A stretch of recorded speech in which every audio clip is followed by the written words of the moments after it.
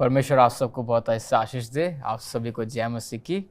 एक बार फिर से इस सुनहरे दिन में और परमेश्वर ने किस रीति से हम पर अपनी आशीष बरसाई है बीते 12 दिन में, और आज हम अपने आखिरी दिन में हैं मेरे अजीजों।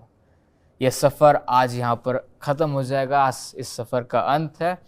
और बीते दिनों में परमेश्वर ने जिस रीति से अपनी योजनाओं के बारे में, अपने कार्यों के बारे में, अपने जीवन शैली के बारे में और पवित्र आत्मा के कार्य के बारे में, कलीसिया के कार्य के बारे में, हर एक चीज़ के बारे में जिस रीति से परमेश्वर ने आपको और मेरे को बताया, परमेश्वर का नाम धन्य हो। आज हम अपने 13वें दिन में हैं मेरे अजीज़ों, और मुझे विश्वास नहीं हो रहा है कि हमने बड़ी ही जल्दी अपने 13 दिन का जो हमारा सरमन सीरीज़ था, जो नए नियम के हृदय के बारे में जो हम जान रहे थे, वो हमने जाना। मैं आशीष करता हूँ, मैं ये आशा रखता हूँ कि आपने इन सब 12 दिनों से, इन 13 जो आज हम पूरा करेंगे, आज जो हमारा अंतिम दिन है, उससे आपने बहुत आशीष पाई होगी और आप बहुत कुछ सीखे होंगे। तो आज का जो हमारा 13 दिन है, जो हमारा 5वें भाग का, जिसमें हम देख रहे हैं कि आशा, परमेश्वर में, मसीह में आशा और दृढ़ता। और आज जो 13वां जो पाठ है, हमारा जो अंतिम पाठ है, उसका जो शीर्षक यहाँ पर हम देखते हैं कि मसीह की वापसी और नई सृष्टि। तो आप समझ सकते हैं कि हम अंतिम दौर में हैं और हम पहुंच चुके हैं प्रकाशित वाक्य की किताब में। मेरे अजीजों, हमने मत्ती से शुरू किया और आज हम प्रकाशित वाक्य की किताब में हैं, जो यूहन्ना के द्वारा लिखी गई है। यूहन्ना को जो परमेश्वर ने दर्शन दिए और उसको जो बात करी, उससे दर्शन के जरिए उसने क्या क्या दिखाया, वो हम सब पढ़ेंगे आज, क्योंकि आज आखिरी दिन है। और आज ज़्यादा से ज़्यादा हम चीज़ों को बटोरने की कोशिश करेंगे, ताकि हम एक एक शब्दों में या कुछ एक दो लाइनों में या अक्षरों में हम समझ पाएँ कि परमेश्वर ने आपसे और मुझसे किस विषय में चर्चा की और किस विषय में उसने हमें बताया। तो हम शुरुआत करेंगे अपने जो सरमन सीरीज का जो हमारा विषय था, उससे हमने पढ़ा नए नियम का हृदय, जो कि यीशु मसीह है। फिर हम अपने भाग में गए। पहले भाग को हमने शुरू किया, जहाँ हमने देखा कि सुसमाचार की नींव किस तरीके से परमेश्वर ने डाली। वहाँ पहले पार्ट में हमने देखा कि परमेश्वर ने अपने किए हुए वायदे को पूरा किया, जो उसने पुराने नियम और नए नियम दोनों में किया था। परमेश्वर ने उस वायदे को पूरा किया मेरे अजीजों। और फिर दूसरे में देखा कि परमेश्वर यीशु मसीह जब इस जगत में आ गए और अपनी सेवाकाई जब शुरू करी उन्होंने, तो उन्होंने परमेश्वर के जो स्वर्गीय राज्य वो निकट है, उसका सुसमाचार किया और अन्य लोगों को बताया। जो खुशखबरी थी वो बांटने की उन्होंने शुरुआत करी। फिर हमने तीसरे में देखा जो पहाड़ी उद्देश्य जो उन्होंने दिया, जो हमें स्वर्गीय बादशाहत के लिए तैयार करेगा, कि हमारा जीवन, हमारी जीवन शैली, हमारा स्वभाव, हमारी हरकतें, हमारी आदतें किस रीति की होनी चाहिए, हमें किस मन का होना है, हमारे विचार कैसे होने हैं, वो सब उन्होंने पहाड़ी उद्देश्य में पूरा किया। फिर हम अपने दूसरे भाग में आते हैं, जहाँ पर हमने देखा कि यीशु की सेवकाई, मृत्यु और पुनरुत्थान के बारे में हमने देखा कि मसीह का फिर से जी उठना। हमने देखा कि पहले पार्ट में कि परमेश्वर ने किस रीति से, किस प्रकार से चमत्कारों और दृष्टांतों में बात करी। चमत्कार जो विश्वास से मेल खाते हैं, और एक एक चीज़ के ऊपर हमने इतना गौर दे के आपको बताया है, और परमेश्वर ने हम सबको बताया है, और हमने मिल करके इसको पूरा किया। फिर दूसरे में हमने देखा कि किस रीति से क्रूस पर परमेश्वर ने प्रेम और बलिदान दिया, अपना पाक लहू, अपना रक्त जो उसने बहाया आपके और मेरे लिए। फिर तीसरे पार्ट में हमने देखा कि परमेश्वर का पुनरुत्थान जब हुआ, परमेश्वर जो मर के फिर से जी उठे, वो हमने देखा। तीसरे भाग में जब हम आए तो हमने देखा कि जो चर्च है, जो हमारे कलीसिया है, उसका जन्म कैसे हुआ। जहाँ हम देखते हैं कि पवित्र आत्मा, जब पहले पाठ में हम वहाँ देखते हैं कि पवित्र आत्मा, तीसरे भाग के पहले पाठ में हम बोल रहे हैं, जहाँ पवित्र आत्मा उंडेल दिया गया और पवित्र आत्मा के कार्य शुरू हुए और सुसमाचार बहुत तेजी से फैलने लगा और लोग परमेश्वर को जानने लगे और अपने पापों से मन फिराने लगे और सुसमाचार पे विश्वास करके परमेश्वर की संगति में आने लगे मेरे अजीजों। फिर हम देखते हैं कि किस रीति से मेरे अजीजों कि हमने आगे देखा कि वो कलीसिया जो चर्च है वो किस रीति से कार्रवाई में था, किस जोरों शोरों से वो काम कर रहे थे। हमने उदाहरण भी लिए, पौलुस का उदाहरण लिया, हमने पतरस का उदाहरण लिया, यूहन्ना का उदाहरण लिया कि किस रीति से उन्होंने अपने सुसमाचार को, परमेश्वर की खुशखबरी को बांटा और लोगों को बताया। फिर अपने चौथे भाग में जब हम आए तो हमने वहाँ पर देखा कि हम परमेश्वर के बताए वचनों की तरह और उसकी तरह अपने जीवन को कैसे व्यतीत कर सकते हैं, कैसे हम रह सकते हैं। तो हमने वहाँ पर देखा कि हम विश्वास द्वारा ठहराए गए हैं। अगर मैं सही जा रहा हूं तो हमने देखा कि विश्वास द्वारा उचित ठहराए गए हैं। मैं एक शब्द भूल गया था, माफी चाहता हूं। हम विश्वास द्वारा उचित ठहराए गए हैं। हमने देखा वहां कि परमेश्वर के लोगों के रूप में रह रहे हैं। फिर हमने देखा कि आत्मा में चलना किस प्रकार परमेश्वर ने हमें सिखाया कि हमें ना अपने शरीर की अभिलाषाओं को और ना हमें अपने लालसापन को पूरा करना, बल्कि परमेश्वर की मर्जी को पूरा करना है मेरे अजीजों, जो हमने वहाँ पर देखा। फिर हमने 11वें दिन के हमने जो हमारा तीसरा था, हमारे चौथे भाग में, वो था कि मसीह के शरीर में एकता, जो हमने एकता के बारे में सीखा। और मेरे अजीजों आज हम 5वें भाग के अपने 13वें पाठ में हैं। और उससे पहले हमने जो देखा, जो शीर्षक था मसीह में आशा और दृढ़ता के बारे में, हमने देखा कि 12वें अपने अध्याय में, उसमें कि 12वें पाठ में कि पीड़ा और महिमा के बारे में हमने देखा, पीड़ा और महिमा के बारे में। फिर आज का जो शीर्षक जो है मेरे अजीजों, वो है मसीह की वापसी और नई सृष्टि। कितना अद्भुत समय हमने एक साथ बिताया मेरे अजीजों। सुसमाचार की नींव से हम आज परमेश्वर की वापसी और नई सृष्टि के बारे में जानने वाले हैं। किस रीति से हमने देखा कि पिता परमेश्वर की क्या योजना थी आपके और मेरे लिए। किस रीति से हमने देखा कि परमेश्वर ने कैसे कार्य किया। किस रीति से हमने देखा कि परमेश्वर ने अपनी योजनाओं को सफल किया, अपने इकलौते पुत्र को हमारे लिए दे दिया। उसका बलिदान, उसकी सेवकाई और उसका पुनरुत्थान, जो उसका फिर से जी उठना, हमारे लिए आशीष का और आशा का कारण था। फिर हमने देखा कि पवित्र आत्मा कैसे कार्य करता है। फिर परमेश्वर ने हमें सिखाया कि हम पवित्र आत्मा के सेवकाई में, परमेश्वर की सेवकाई में अपने आप को कैसे समर्पण कर सकते हैं, कैसे सौंप सकते हैं और कैसे अपने जीवन को बिता सकते हैं। फिर हमने देखा कि परमेश्वर ने नबियों को और अन्य लोगों को, अपने चेलों को कैसे इस्तेमाल किया, और वैसे ही वो आपको और मुझे भी इस्तेमाल करना चाहता है मेरे अजीजों। फिर हमने देखा, हम देखे, सीखे, समझे, और अब समय है कि हम इस पे मनन करें और अपने जीवन में अमल करें मेरे अजीजों। फिर से हमने उसमें देखा कि अगर हम अपने जीवन में चुनौतियों का सामना करते हैं, हम तकलीफ में गुजरते हैं, तो हम परमेश्वर की पीड़ा में भी महिमा कैसे कर सकते हैं, जैसे औरों ने किया। हमने कई उदाहरण लिए मेरे अजीजों, हमने काफ़ी कुछ पढ़ा। और आज हम ये जो हमारा सरमन सीरीज़ था, आज हम इसको समाप्त कर रहे हैं अपने आखिरी पाठ के साथ, जो है मसीह की वापसी और नई सृष्टि। आइए इसमें जाने से पहले हम प्रार्थना में जाएंगे। आए हमारे जीते महान पिता परमेश्वर, सारे जहां को बनाने वाले जिंदा खुदावंद मसीह, बड़े ही नर्म और दीनों होकर आपके चरणों में आते हैं पिता परमेश्वर। धन्यवाद की भेंट के साथ पिता परमेश्वर, धन्यवादी हैं आपकी सहायता के लिए, आपके योगदान के लिए पिता परमेश्वर, और आपके प्रेम के लिए, आपके बलिदान के लिए, और आपके फिर जी उठने के लिए पिता परमेश्वर। जबकि आज पिता परमेश्वर अपने आखिरी भाग में है, हम पिता परमेश्वर अपने 5वें भाग में, और हम अपना आखिरी पाठ पढ़ने जा रहे हैं पिता परमेश्वर, आपकी वायदे के ऊपर जो निर्भर है कि आपका वायदा कि मैं वापस आऊँगा तुम्हें लेने के लिए। जब उसके बारे में पढ़ते और नई सृष्टि के बारे में पिता परमेश्वर आपकी सहमति चाहते हैं पिता परमेश्वर, आपका योगदान चाहते हैं कि आप हमारे बीच में उपस्थित होइए, ताकि हम आपके अनुसार, आपके मर्जी के अनुसार अपने वचन को, जो आपका पाक कलाम है पिता परमेश्वर, उसको पढ़ सकें और अच्छी रीति से पिता परमेश्वर उसको पूरा कर सकें।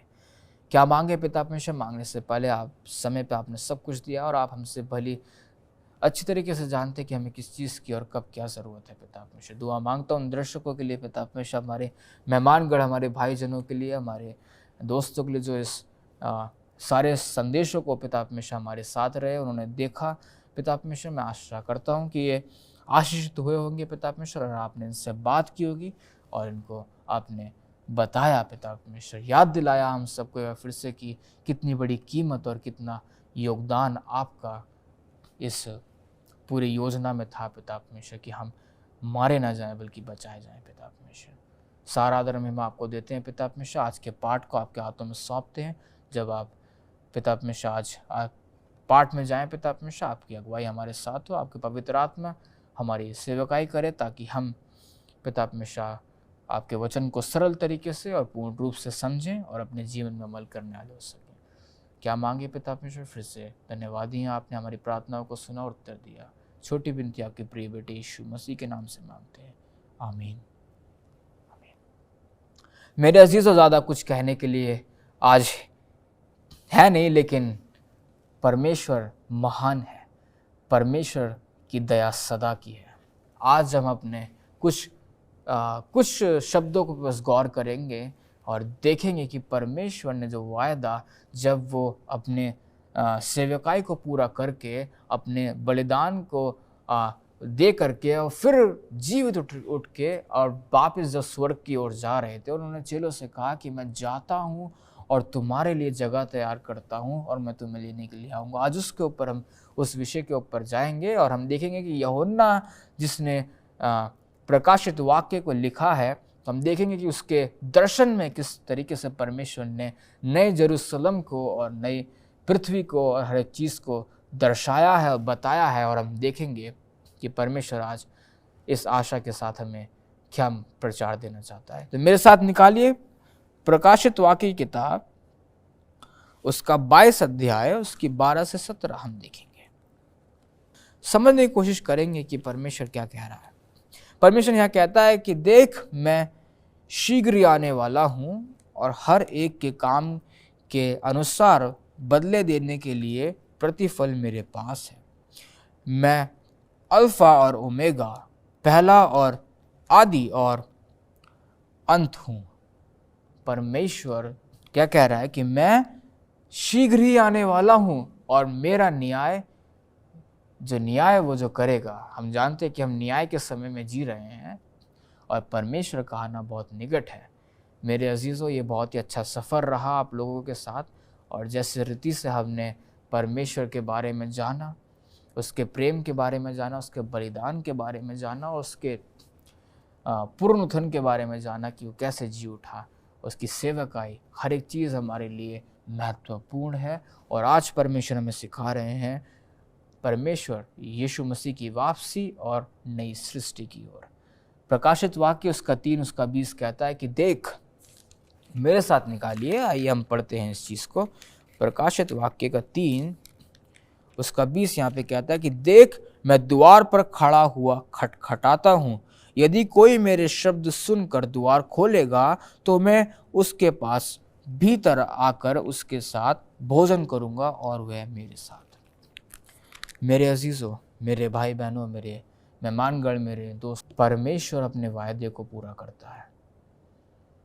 जो परमेश्वर ने वायदा अपने चेलों से किया, उस तमाम भीड़ से किया कि मैं जाता हूँ और जगह तैयार करके आता हूँ, तो मानिए परमेश्वर आने वाला है।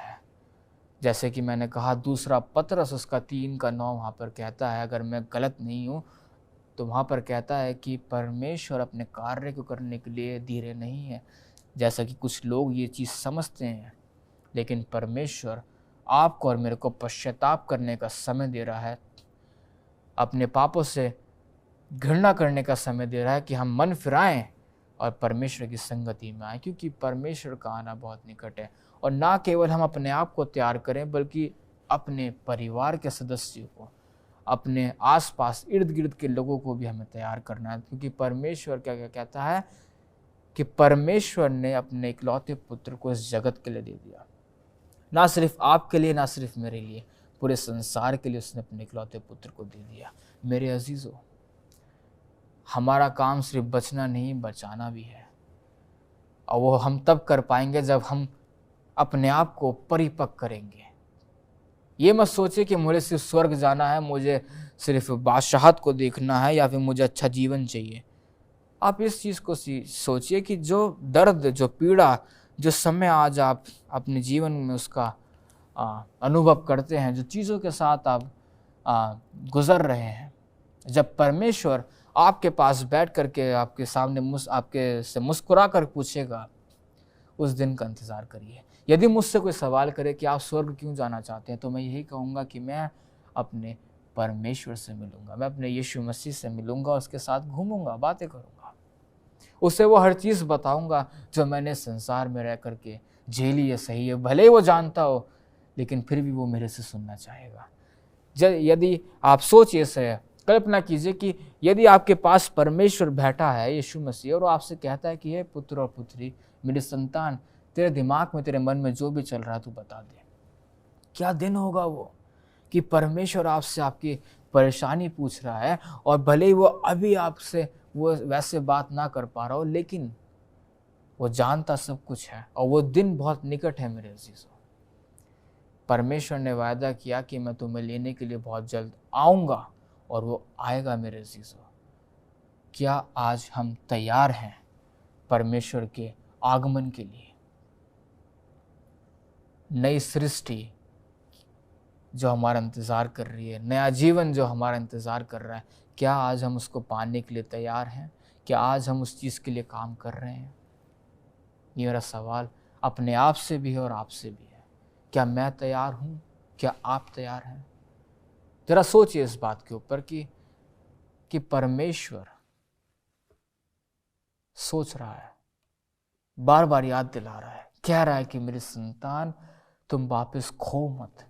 हम वो खोए भी भेड़े हैं, लेकिन हमें खोना नहीं है मेरे अजीजों, क्योंकि परमेश्वर का वचन हमारे पास है और हमें हर चीज़ के बारे में पता है कि जैसे परमेश्वर ने बताया,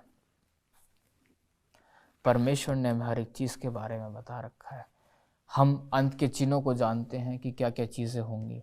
हम अंत की बातों को जानते हैं, परमेश्वर ने पहले से आगाह किया कि ताकि हमें कोई भी बेवकूफ़ ना बना सके, ताकि हम अपने आप को बड़ी रीति से तैयार कर सके, उसके आगमन के लिए हम तैयार पाया जा सके। उसने कहा कि मैं देख शीघ्र ही आता हूँ।